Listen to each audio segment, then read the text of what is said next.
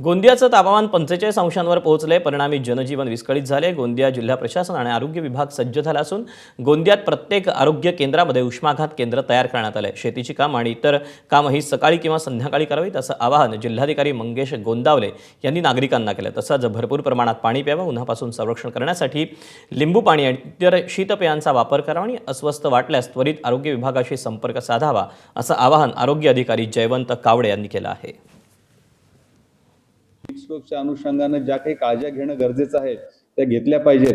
साधारण दुपारी 11 वाजल्यापासून 4 वाजेपर्यंत उन्हाचा प्रादुर्भाव खूप जास्त असतो, त्यामुळे अंग मेहनतीची शेतात जाऊन करावयाची कामं ही घेऊ नये, त्या कालावधीमध्ये करण्यात येऊ नयेत। आणि आपण जेव्हा कामं करत असतो तेव्हा अधूनमधून पाणी पिणे किंवा डोक्यावरती छत्री किंवा सावली किंवा टोपी अशा पद्धतीचं काहीतरी नियोजन करणे, या सर्व खबरदारी घेतल्या पाहिजेत। आपल्या परिसरामध्ये उष्णतेचं प्रमाण फार वाढलं, त्याच्यामुळे उष्माघाताची रुग्ण वाढू शकतात।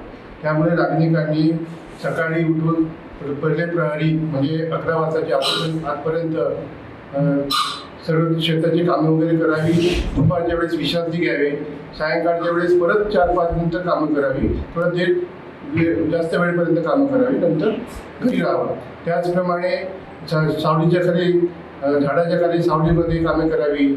काही घरी उन्हामध्ये जास्त जाऊ नये, फिरू नये, बाहेर जाताना डोक्यावर टोपीचा वापर करावा, गमछाचा वापर करावा। एबीपी माझा, उघडा डोळे बघा नीट।